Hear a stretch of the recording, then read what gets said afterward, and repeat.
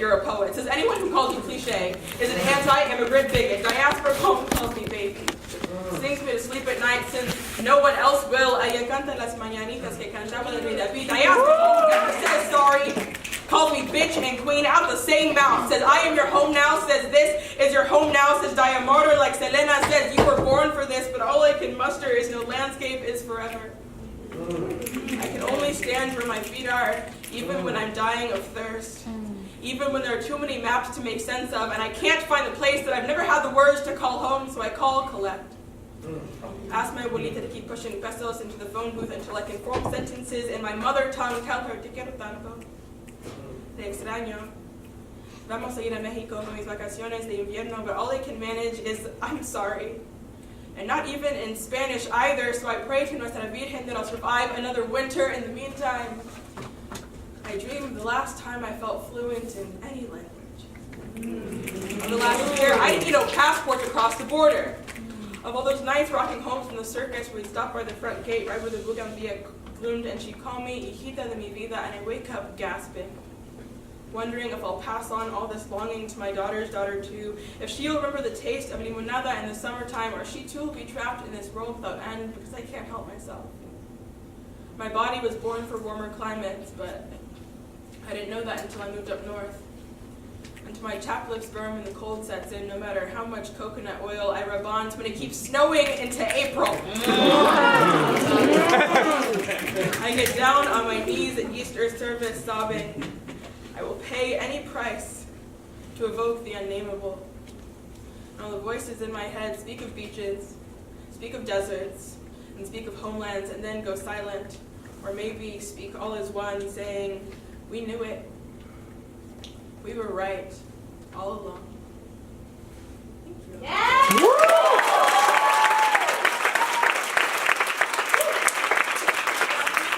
For you tonight, and our next one up is Logan. So give Logan a hand. Yes! Yes, Logan! Y'all some extra. Go in, poet.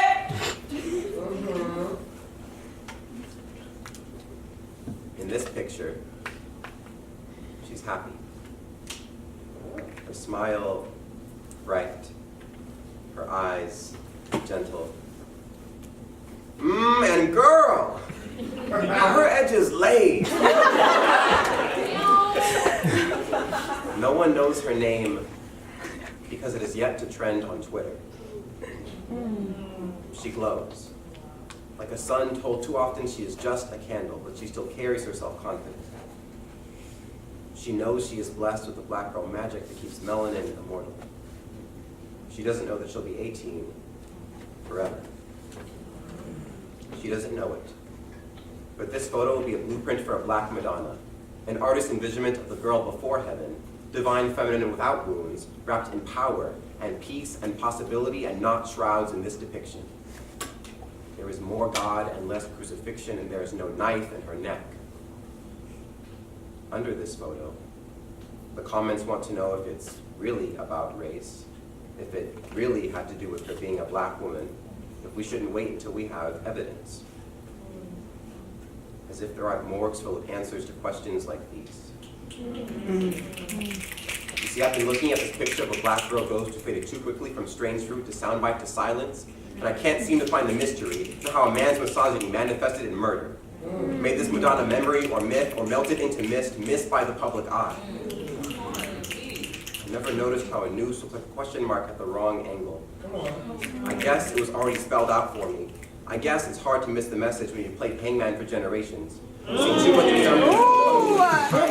TD. America has been filling in the blanks with women who look like my sisters for centuries, missing the point but not their targets, and they still don't know why these wounds bleed black.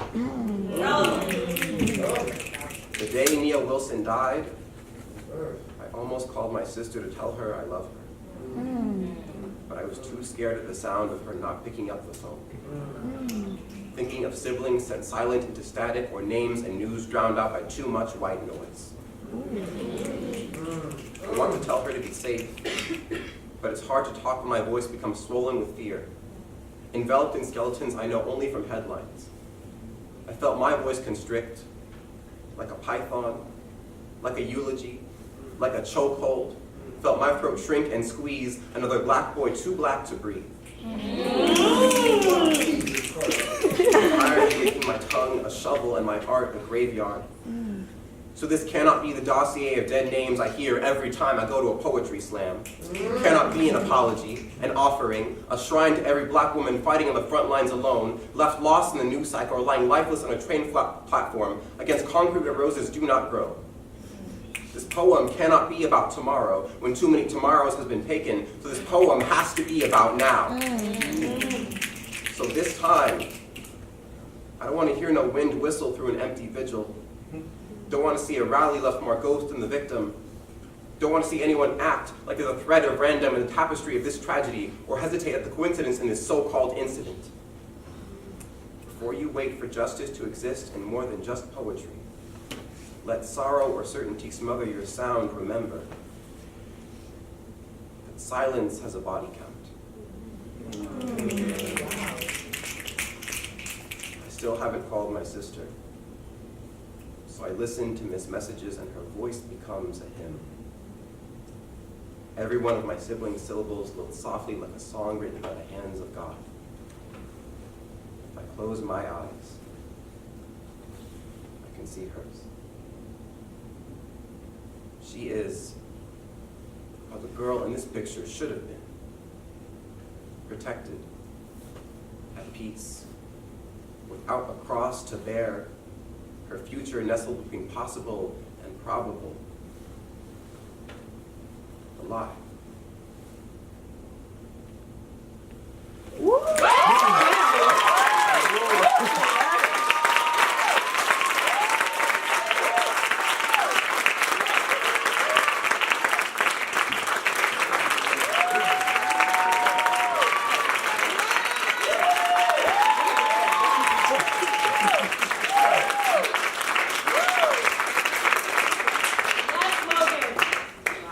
Thank you so much for coming out tonight. We have another poet, so give it up for her. Yeah.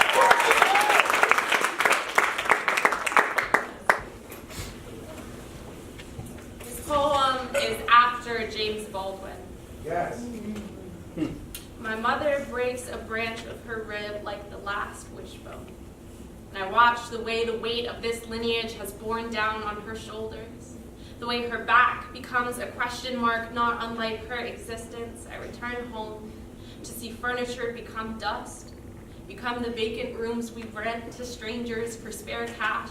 The house swells around my mother like a monsoon. She says she's unsure if she's shrinking or if the ceilings are just higher now.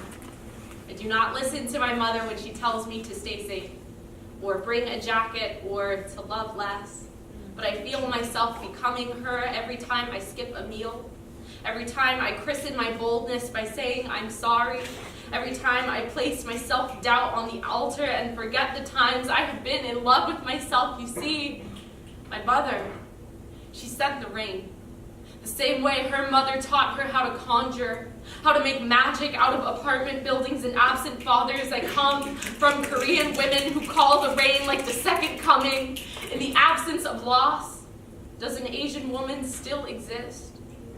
Who are we if not vessels to hold the dead stories of the men who caused our suffering? But my tongue is a dying thing in a hospital bed, tired of holding up the stories of women whose names I can't pronounce, their last words lost on Jeju Island, and I do not know how to carry a love like water, one that will not manifest itself death over and over again. My mother and I looked through a box of her things. She could not pick herself out in any of the photographs. Like this, we forget our countries. We forget the name of the ramen place we grew up next to. We forget the word to describe loss.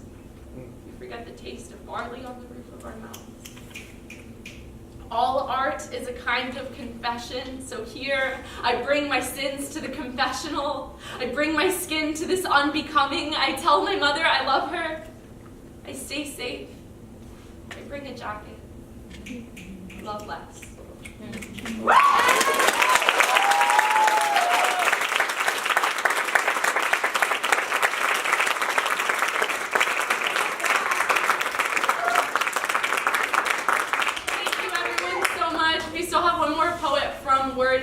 a TD queen. Yes. Please clap it up all the way to the stage. Give it up for Lizzie.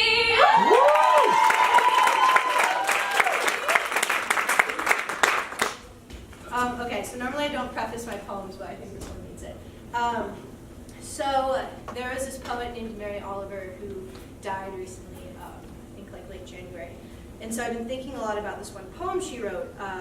And so my piece is kind of like a reappropriation / response to one of her poems. So I'm going to read hers first, and then I'll read mine. So her poem is titled Wild Geese. You do not have to be good. You do not have to walk on your knees 100 miles through this desert, repenting. You only have to let the soft animal of your body love what it loves. Tell me about your despair, yours, and I'll tell you mine. Meanwhile, the world goes on. Meanwhile, the sun and the clear pebbles of the rain are moving across the landscapes, over the prairies and the deep trees, the mountains and the rivers. Meanwhile, the wild geese, high in the clean blue air, are heading home again. Whoever you are, no matter how lonely, the world offers itself to your imagination, calls to you like the wild geese, harsh and exciting, over and over, announcing your place in the family of things.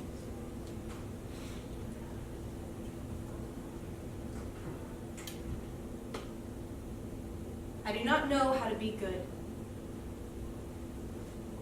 I do not know how to move across the landscapes without making you hurt. I do not know how to be gentle or delicate or kind to my body. I do not know if the fact that I have grown to fit the silver frame named trauma, that it will make a difference to my shape if you unbend this past from my body. I am not soft. My memories are not malleable. They are not something you can wish away, and I am not asking you to. I need you to listen to me. You do not have to be good. You do not have to walk on your knees 100 miles through this desert, through this body scorched and scared and sucked dry. You do not have to be good. I won't let you be good. I think you are too good to be good to me. This body hasn't seen water in so long, I worry it will think you thunder instead of rain, or worse, you will pour like runoff because I am too coarse for the soaking. And what a pity that you, clear pebble of rain, should fall like stone against the sand. You do not have to be good. I will not let you be good. There are so many bodies that don't look like mine. There are so many places you can nest in this desert. If you ask me why, I will respond that I will always be here to listen to your despair, yours, but don't ask about mine. I am so tired of operating in a world that requires language to legitimize things, because I have no language left for this, and I will not know how to explain it to you. If I ever find your love to be a ghost of his, it will be like screaming heat lightning in a desert downpour. I won't mean to blindside you with panic. I am so scared of causing that panic, but I am also so tired of piecing together a story in which I am always voiceless, so don't ask. You cannot imagine how much energy it takes to make your resurrections painless for the other person. And I fear a story like mine will never mean rest for you. You might find me harsh and excited, but I worry that you coming to me will never be heading home. I think I do not know how to be good. I think I need you to fly away, just for now, so that I can walk through my own desert, panting, Sing love like rain into this body, move through these memories like I am dancing in a rainstorm, and soak myself in the gentlest way possible. I think I need to learn how to fall on my knees to only myself, find the holy in me that still deserves the worship, make these ribs look like arches, make this heart sound like beat, make this desert just a fast, and rebuild this temple if it kills me. I think I need to figure out what it means to let the soft animal of your body love what it loves. My body feels animal, but it has never felt soft. And I do not yet know what it loves. But I think the first thing should be itself. I think the world needs to go on, and you need to move over prairies and forests, over mountains and rivers, you wild goose deserving of rest, and I need to learn how to be good. And if one day, someday brilliant and clear and blue, you find me again, you will still find the silver encasing called trauma like a bullet shell around me, and I will look no different. But I will ask you to tell me about your despair, yours. And this time, I might tell you about mine.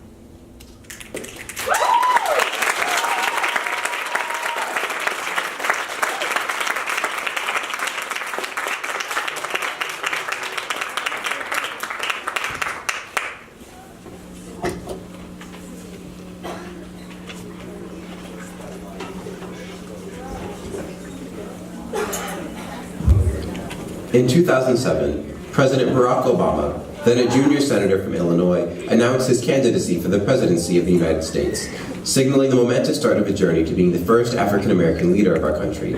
His message of change and hope still breathes in the hearts of many today, and will continue to do so. Teeth Slam Poets was also founded in 2007 to increase awareness and appreciation of spoken word at Yale, along with its roots in the African-American oral tradition. With an emphasis on fostering new artists, Teeth is committed to creating a diverse artistic community wherein poets of different styles and interests can come together and share their stories. Teeth welcomes any opportunity to collaborate with other groups practicing various forms of performance, including music and dance. Mine.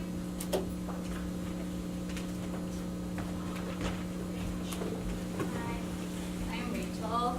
And I have this piece to share with you guys. It's titled Thanksgiving Conversations, and I wrote it after Thanksgiving break. It is the day after the first proper snow of the season. The roads are outlined in slush. The houses could pretend emptiness, and I would believe them. I tell Sam I'm going to Guatemala, and he says, "Oh, you know, I adopted my daughter from Honduras." Oh, I say. We talk about the weather and then about the roads. His car keeps moving off towards the airport. The Amtrak I got off is halfway to Massachusetts. Somewhere my plane is drifting onto the ground, or cold on the floor of a hangar, or warming up in a workshop. Somewhere, somehow, something. How did you adopt your daughter? I bite my tongue, but he doesn't.